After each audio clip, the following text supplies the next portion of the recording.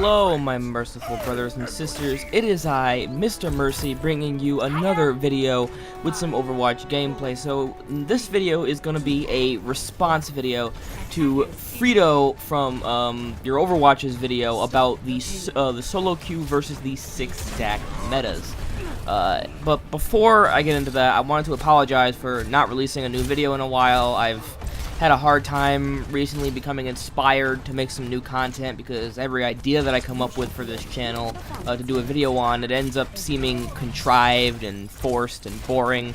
Plus I've been really busy taking driving lessons and doing stuff for Angelic, so it's been a tough time recently, but I'm going to try to get back into the swing of things, get back to making videos again, and I will have a channel update at the end of this video, so stay tuned for that if you're interested.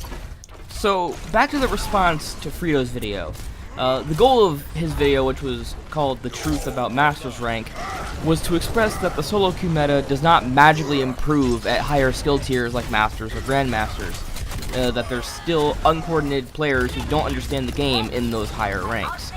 They may have better mechanical skill at the heroes they play, but they can still be toxic, they can still refuse to switch, they can still make terrible shot calls, they can have a complete lack of communication, and they can brag about their gold damage like it's an accomplishment and a sign that they're better at the game despite them having a negative KD. If that's a surprise to anyone, though, is what I think. If that's a surprise to anyone, then I don't know what to tell you other than duh, of course there are bad players at higher ranks. They could have been placed too high, they could have been carried to that rank, or the most likely option is that they just ended up being so damn good at the heroes that they play with that they never really needed to learn how the game is actually meant to be played because they were already, so good with the heroes that they got placed in that higher rank, didn't even need to learn how to play the game. And Freedo basically said that the 6-stack was the only true way to play competitive Overwatch, and while I can't say for certain that I agree with that 100%, I can vouch for that because since I started playing with a team of my own, which is Angelic, and we started 6-stacking, my experience with competitive has significantly improved. Like, I started the team basically just as a way to avoid toxicity in solo queue, and getting together with the team and playing competitive has been absolutely outstanding, and it's made me enjoy competitive a hell of a lot more playing 6-stack than I would have playing solo queue. However, the message Freedo wanted to get across and the message he actually gave were two entirely different things. Now, while I'm willing to give him some slack on the fact that the video wasn't scripted and it was just off the top of his head and he was kind of got into rant mode a little bit, and the fact that he later apologized for how he came off in the video, in another video he released today, however, in spite of all that, I'm not about to excuse this video, and I feel like I have to point out the problems with it. Apart from being really ranty, which I already mentioned, he was not calm in his delivery, and he was straying away from talking about Masters. It was supposed to be the truth about Masters, but in the end there was no real truth about Masters divulged for more than like a couple minutes, if that, and the rest of the video was just him going off on a tangent rant. Freedo ended up saying some things he really shouldn't have said. One of the biggest offenders is when he said that solo queuers don't know how to play the game. And this is a sweeping generalization that could not be any more wrong. I've met quite a few solo queuers who absolutely do know what they're doing and win us games. Like, there have been times where I've been solo queuing and I don't even really feel like communicating with people, but there's some solo queuer on our team that really rallies the team and gets the team going, and they really know what they're doing, and they're helping us win rounds, and it gets me wanting to communicate with them and gets me wanting to participate, and I have had really great solo queue games in competitive. Not a lot, but I have had quite a few good solo queue games where solo queuers do know how to play the game. And alternatively, I have also been in 6-stacks with players, not really my team, but other 6-stacks with other players who have absolutely no idea about how to play Overwatch.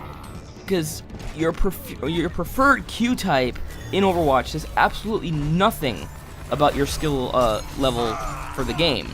And his failure in his pinned comment response to this criticism, as well as in his follow-up video, where he said that he thought people were offended due to a perception that he was insulting them specifically, shows his ignorance in this regard. Literally no one that I saw in the comments thought he was speaking to them directly. What everybody was angry about in the comments was that he was stereotyping all solo queuers, not them specifically, but all solo queuers as trash. Not to mention the assumption that solo queuers never 6-stack and vice versa, which is also completely untrue. Another thing that I'd like to bring up is how childish his response was in the pinned comment I just mentioned. In it, he's being really condescending and laughs at everyone who disagrees with him, and he also infers that people who watch his videos know how to play the game and people who don't watch don't know how to play the game. And he thinks that a majority of the community doesn't watch his videos. And while it may be true that most Overwatch players don't watch Freedo's videos, I have yet to meet another Overwatch player who hasn't watched a single Overwatch YouTuber. There's always been, players who at least are a fan of one of them, whether it be Stylosa or One Against Many or Overwatch Central or Lonehawk, whoever. Every Overwatch player I've met watches Overwatch content on YouTube. Literally everyone. And also, being a viewer of Freedo's content does not automatically mean that you are any good at Overwatch. Freedo isn't some spiritual leader blessing all those who watch his content with skill and high SR. I'm sure there's plenty of fans of your Overwatch who have even watched all their tips and tricks videos and still suck at the game. You know how I know that? Because I've watched all their tips and tricks videos and I still suck at the game. And another thing that seemed to piss a lot of people off was that Freedo argued for solo queuers to be allowed to go up against 6-stacks. And he claimed that this was, in his follow-up video, he claimed that this was to teach them the importance of the 6-stack meta. But in reality, we all know that this wouldn't teach solo queuers anything, but I'll get back to this thread of discussion in a moment, because instead, I want to talk about the biggest thing that upsets me with this video, and that's Freedo's complete and utter disrespect for casual Overwatch. It seems Freedo shares the mentality that I talked about in my Bad Connections video, that competitive needs to be taken super seriously like it's online esports, and if you aren't aiming to become the next Seagull or Capri, then you're part of the problem and need to stop playing Overwatch. That kind of attitude, it really grinds my gears when people get so caught up in the competitive mindset that they forget that it's a video game and video games are supposed to be fun. Because catering exclusively to the pro players will not extend the longevity of this game or make it better. Maybe it makes the game better for those who want to go pro, but for everybody else, it's not making it any better. And Dan from Extra Credits made an excellent point that I can relate this issue to in his video on balancing games for player skill. In that video, he talked about the noob tube from Call of Duty, and said that the noob tube gave lower skilled players a way to hold their own against veteran players of the series and players with much higher skill. Now, it wasn't the most effective strategy to use, as you would learn better ways to play the game. If you aim to improve the game, you would eventually learn that the noob tube wasn't the greatest method for playing Call of Duty. But those lower skilled players, it kept the game fun and interesting because you were able to get kills with it. Without the noob tube, COD may not have become as successful as it ended up becoming. Why? Because you constantly have the more experienced players stomping on any lesser skilled players that dared to show themselves in matchmaking. And as we all know, in all video games, apart from maybe if you're playing Dark Souls, but I've never understand people who play Dark Souls, it's no fun dying over and over and losing repeatedly. For most everyone. And those players with less skill would just end up getting turned off to the game entirely and go play something else that actually rewards them for their efforts of playing the game. Now, of course, in the NoobTube example, Dan was talking about a specific mechanic instead of the game as a whole, but I still think that argument can apply here. if the only types of players that could have a fun and rewarding experience in competitive Overwatch were those in Masters and Grandmasters who wanted to go pro and get invited to the Overwatch League and everything, then everyone else would end up hating the game.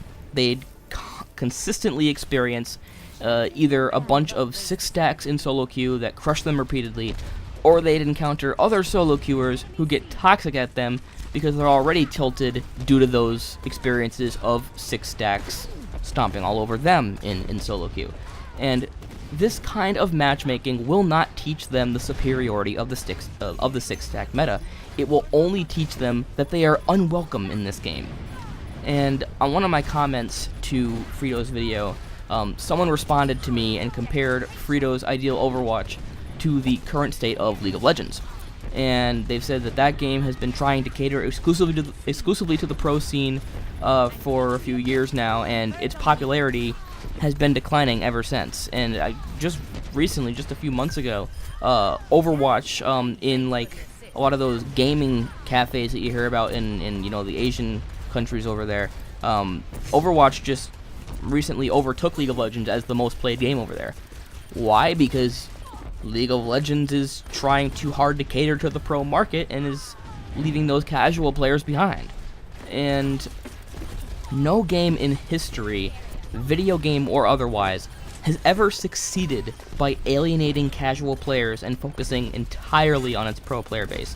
Now, one might argue that pro sports like baseball or basketball or football have done this, but where did those pro sports like football and all that come from? It came from people taking it as a casual game by tossing a ball in their backyard. That's where it came from. And Freedo's tone in this video sounds very elitist, which I guess isn't really out of character for him. On another reply to my comment, another person was telling me that Freedo has banned people on his Twitch streams for having criticisms of his skill. The story this one commenter told me was that one day Freedo was streaming on Twitch and was playing Zarya, and he was doing terrible with her, having only like 10% average charge, not shielding himself or his teammates, just terrible Zarya play. And this commenter, who was in high Masters at the time, I think it was like 3,800 something skill rating, was telling Freedo that he was playing Zarya wrong, and that ended up starting a discussion in the chat about it. However, all of a sudden, for the subsequent 3 games after that initial game that Freedo played Zarya on, Freedo went on a banhammer spree, banning everyone who even mentioned Zarya. Not even people who were criticizing his Zarya play specifically. Just anybody who said the name Zarya, boom, banned. And this commenter called him out on that, saying it was wrong to ban people who were having a discussion, and he too was also banned. Now, it was just recently that Freedo hit Masters, and he hasn't spent nearly enough time in the rank to get a proper feel for it, at least what this commenter tells me, because this commenter tells me that his experience with solo queue players in high Masters, it's been fine, sometimes even better than 6-stack groups.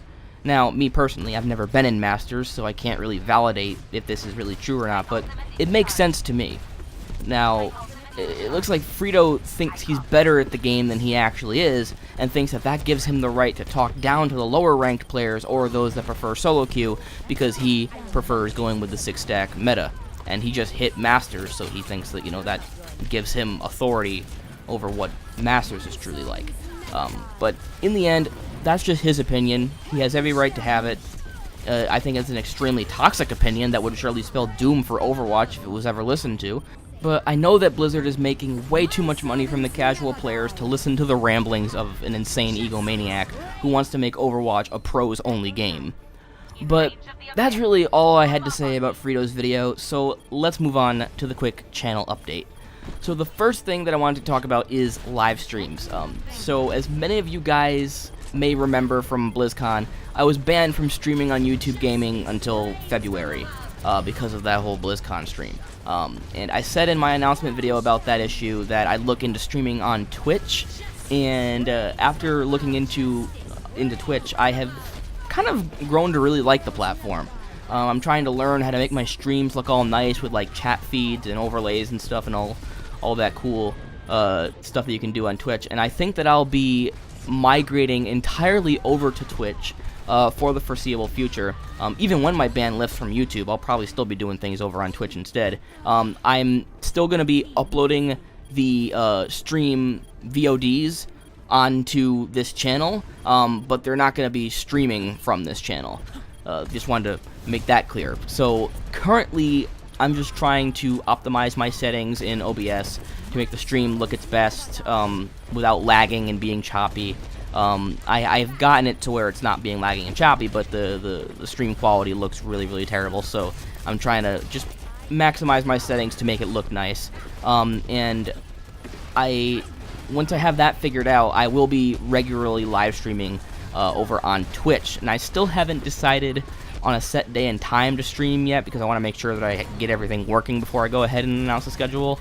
But I can say that it will be on a different day and be at a different time than I used to do on YouTube Gaming. It's not going to be Sunday at noon because I have practices with Angelic on Sundays now. So when I get everything all ready, I will let you guys know on this channel when my streams are, where to go, all that good stuff. And I'm hoping to get things ready before the end of the month, or before the end of the year, I should say. So I'm also planning on using my Twitter more frequently, which is at MrMercyGG. I'll be using that to announce things that have to do with this channel or announce stuff for my streams, so make sure you're following me over there too. The next thing that I wanted to update you guys on is Angelic. Now, a while back I made a call to action video asking you guys to apply for my esports team, Angelic, and since then we've made a lot of changes. The team has been almost completely overhauled with new members, and we finally got a core team together, a few reserves here and there, and we are set to begin our campaign at the start of Season 3 next week. And our requirements to join have changed, and while we're still accepting reserve members, all of our core positions have been filled. If you want to apply to be a reserve on our team, because we desperately need more reserves, I will link the application in the description below so you can check that out. But please, please, for the love of God, read the application thoroughly. I've had so many people mess up on their applications by not joining our Discord server after they finish, or ignoring the application entirely and just friending me on Battle.net and joining the Discord server without filling out anything in the application. So read the application carefully, follow all of its instructions if you're interested, and also we've made a YouTube channel for the team, but I will wait to give you guys a proper announcement for that until we actually have something to actually show on it. So currently it's just kind of sitting there with nothing on it. So once that stuff is all set up, I will announce that to you guys. So the final thing that I wanted to discuss here is my Let's Plays. Now, when I fixed my computer, I lost pretty much all of my save files for all of my offline games, and I haven't really been enthusiastic about picking those games back up again to continue my Let's Plays.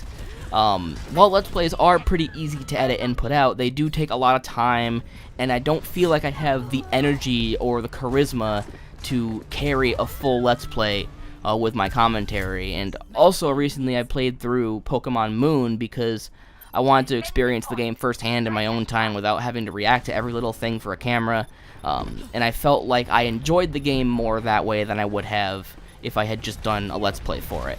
And I also don't feel like really erasing my save data for Pokemon Moon to start a new game just for the sake of doing a Let's Play for it.